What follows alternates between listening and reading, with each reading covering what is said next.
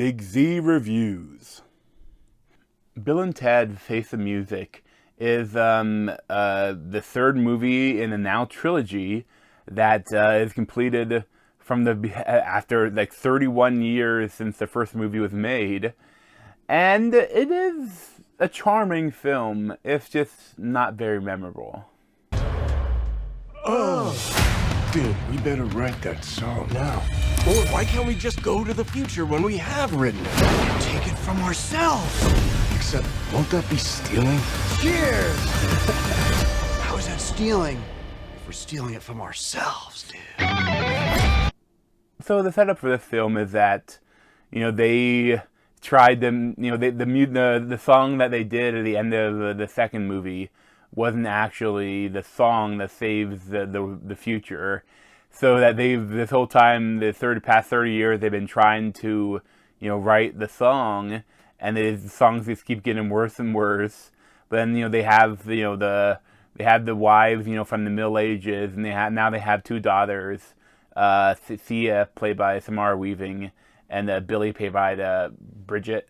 And I mean, it's like, it's an interesting idea, but, a couple times you worry that, like, they're going on a time travel mission to build the band to perform the song that'll save the universe.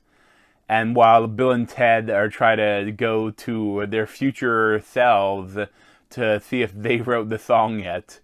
And I mean, those bits are the funniest bits in the movie.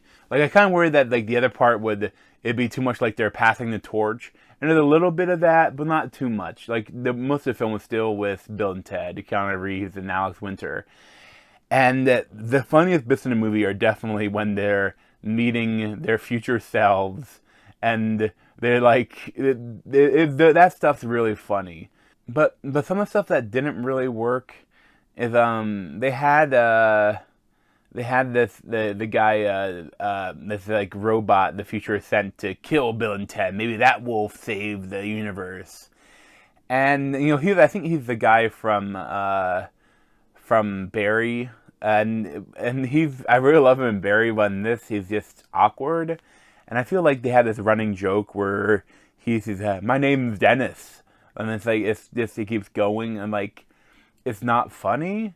And it's a little heavy-handed, and if I didn't laugh the first time, when they do it like the fifth time, I'm definitely not gonna laugh.